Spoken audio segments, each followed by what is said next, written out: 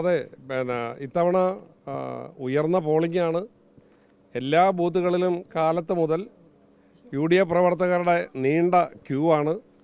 UDFന് അനുകൂലമായി വലിയൊരു കൊടുങ്കാറ്റ് ആഞ്ഞു വീശുന്നു എന്ന് പ്രകടമാക്കുന്ന ഒരു പ്രതികരണമാണ് വോട്ടർമാരിൽ നിന്നുണ്ടാകുന്നത്.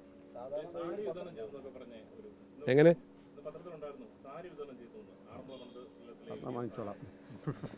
അല്ല, അങ്ങനെയുള്ള പല കാര്യങ്ങളും നടക്കും. ഇപ്പം ഞാൻ പോളിംഗ് സ്റ്റേഷനിൽ വോട്ട് ചെയ്യാൻ കയറിയപ്പോൾ തന്നെ ഒരു ഫോട്ടോ മാത്രമേ കാണാൻ പറ്റുള്ളൂ, ബാക്കിയുള്ളതെല്ലാം കരിവാരി തേച്ചിരിക്കുക. എന്ന് വെച്ചാൽ ഒരു സ്ഥാനാർത്ഥിയുടെയും ഫോട്ടോ ഐഡൻറ്റിഫൈ ചെയ്യാൻ പറ്റുന്നില്ല. ആ വോട്ടിംഗ് മെഷീനിൽ ഒറ്റ ഫോട്ടോയെ ഐഡൻറ്റിഫൈ ചെയ്യാൻ പറ്റുന്നുള്ളൂ. നല്ല തിളങ്ങി വിളങ്ങി ഇവിടുത്തെ മന്ത്രിയുടെ ഫോട്ടോ മാത്രം കാണാം. ബാക്കി ഒന്നാമതിരിക്കുന്ന അബിൻ വർക്കി അടക്കം ബാക്കിയുള്ള മുഴുവൻ സ്ഥാനാർത്ഥികളുടെയും ഫോട്ടോയിൽ കരിവാരി തേച്ചിരിക്കുന്ന പോലെയാണ്. ആളാരാണെന്ന് ഐഡൻറ്റിഫൈ ചെയ്യാൻ പറ്റത്തില്ല. ഇത്രയും സ്വാധീനം ഇലക്ഷൻ കമ്മീഷനിലുണ്ട് എന്നുള്ളത് നമുക്ക് ഇപ്പോഴാണ് മനസ്സിലായത്. എല്ലാ ബൂത്തിലും അത് വളരെ പർപ്പസ്ഫുള്ളാണ്. കാരണം വോട്ടർമാർക്ക് ഐഡൻറ്റിഫൈ ചെയ്യാൻ പറ്റുന്ന ഒറ്റ ഫോട്ടോയേ ഉള്ളൂ. ബാക്കി ഫോട്ടോ മുഴുവൻ വളരെ ഇരുണ്ട് കരിവാരി തേച്ചതുപോലെ ഐഡൻറ്റിഫൈ ചെയ്യാൻ കഴിയാത്ത തരത്തിലാണ് ബാക്കി ഫോട്ടോകൾ മുഴുവൻ അതിൽ അച്ചടിച്ചിരിക്കുന്നത്. ഇത് ഇലക്ഷൻ കമ്മീഷനും ഇതിൻ്റെ അകത്ത് ജില്ലാ കളക്ടർക്കും എല്ലാം ഇത് സംബന്ധമായിട്ടുള്ള UDFൻ്റെ പരാതി ഞങ്ങൾ നൽകിയിട്ടുണ്ട്. ഇതാദ്യമായിട്ടാണ് ഇത്തരത്തിലുള്ള ഒരു മോശപ്പെട്ട കാര്യം ഒരു വോട്ടിംഗ് മെഷീനിൽ തന്നെ കാണുന്നത്. 100%. 30,000 വോട്ടിൻ്റെ ഭൂരിപക്ഷം പുറകെ നിൽക്കുന്ന സ്ഥാനാർത്ഥി എബിൻ വർക്കിയായിട്ടുണ്ടാകും.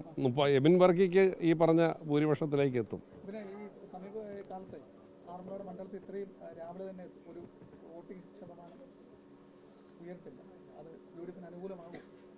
തീർച്ചയായിട്ടും രാവിലെ മുതൽ അത് ഗ്രാമ നഗര വ്യത്യാസമില്ലാതെ രാവിലെ മുതൽ വളരെ ഉയർന്ന പോളിംഗാണ്. രാവിലെ ഈ പോളിംഗ് തുടങ്ങിയ 7 മണിക്ക് തന്നെ പ്രായമുള്ളവരും ഒക്കെ ഉച്ച കഴിഞ്ഞാൽ എങ്ങാൻ മഴ പെയ്താലോ എന്ന് ആലോചിച്ച് അവർ സ്വയം കരുതി കൂട്ടി വന്നിരിക്കുകയാണ്. അത് വ്യക്തമാക്കുന്നത് ഈ സർക്കാരിനെതിരായിട്ടുള്ള ഒരു ആഞ്ഞടിക്കാൻ വേണ്ടിയുള്ള ഒരുക്കത്തിലാണ് അവർ വന്നിരിക്കുന്നത്. അപ്പോൾ വളരെ ഉയർന്ന ഇപ്പം തന്നെ ഏകദേശം 40% മുകളിലായി കഴിഞ്ഞു. അപ്പോൾ അതുകൊണ്ട് തന്നെ ഞങ്ങൾ വളരെ മികച്ച പ്രതീക്ഷയിലാണ്. കാരണം UDF പ്രവർത്തകർ ഇത്രയധികം അത്യാവേശം കാണിക്കുന്നത് സ്വാഭാവികമായിട്ടും അത് സംസ്ഥാനത്തെ രാഷ്ട്രീയ സാഹചര്യം മാറാനും ആറന്മുളയിലെ ഒരു മാറ്റത്തിന് വേണ്ടിയിട്ടാണ്. അതുകൊണ്ട് ഞങ്ങൾ വളരെയധികം ശുഭപ്രതീക്ഷയിലാണ്. മാത്രമല്ല, ഈ 10 വർഷക്കാലത്തെ ദുർഭരണം കൊണ്ട് ജനങ്ങൾ പൊറുതിമുട്ടിയിരിക്കുക. തങ്ങളുടെ ഒരു വോട്ടിൻ്റെ അഭാവം കൊണ്ട് ഈ പിണറായി സർക്കാരിനെ പുറത്തേക്ക് വിടുന്ന ഭാഗം ഒഴിവാകരുത് എന്നുള്ളത് കൊണ്ട് എല്ലാ വിഭാഗത്തിൽപ്പെട്ടവരും, പ്രായമായവർ, പ്രായം കുറഞ്ഞവർ, പുറത്ത് ജോലി ചെയ്യുന്നവർ, പുറത്ത് പഠിക്കാൻ പോയ കുട്ടികൾ എല്ലാവരും വന്നിട്ടുണ്ട്. അപ്പോൾ ഇവിടെ തന്നെ ഈ ബൂത്തിൽ തന്നെ ഇപ്പോൾ 55% കഴിഞ്ഞു. ശരാശരിയാണ് എബിൻ പറഞ്ഞ 45%. അപ്പോൾ ഉയർന്ന പോളിംഗ് ശതമാനമാണ്. അതനുസരിച്ച് എബിൻ്റെ ഭൂരിപക്ഷം വർദ്ധിക്കും.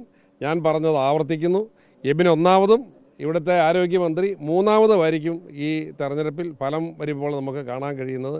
അക്കാര്യത്തിൽ ഒരു മാറ്റവുമില്ല. ഇല്ല, ഞാൻ ഭൂരിപക്ഷം പ്രവചിക്കുന്നില്ല എന്ന് ആദ്യമേ പറഞ്ഞതാണ്.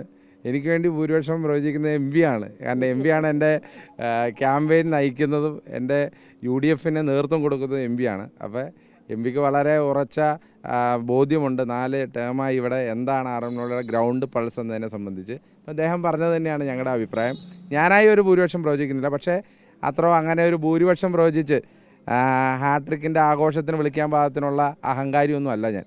അതുകൊണ്ട് ഞാൻ മികച്ച വിജയപ്രതീക്ഷയിലാണ്. അങ്ങനെ ആറന്മുളയിലെ വോട്ടർമാരെ അണ്ടർ എസ്റ്റിമേറ്റ് ചെയ്ത് അവരുടെ ജനഹിതം വരുന്നതിന് മുമ്പ് ഇതായിരിക്കും ജനഹിതം എന്ന് പറയാൻ പാകത്തിനുള്ള അഹങ്കാരിയും ധാർഷ്ട്യമൊന്നും എനിക്കില്ല. അതുകൊണ്ട് തന്നെ ഞാൻ മികച്ച വിജയപ്രതീക്ഷയിലാണ്. ജനങ്ങൾ വോട്ട് തരുമെന്ന പ്രതീക്ഷയിലാണ്. ഒരു മാറ്റത്തിന് വേണ്ടി അവർ വോട്ട് കുത്തുമെന്ന പ്രതീക്ഷയിലാണ്. അതുവഴി UDFന് മികച്ച ഒരു വിജയം, വളരെ മികച്ച ഒരു വിജയം ഉണ്ടാകുമെന്ന പ്രതീക്ഷയിലാണ്.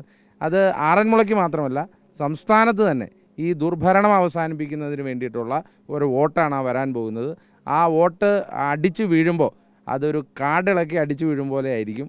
അതിൽ ആറന്മുളയൊന്നും പിടിച്ചു നിൽക്കില്ല എന്നുള്ളത് വളരെ കൃത്യമാണ്.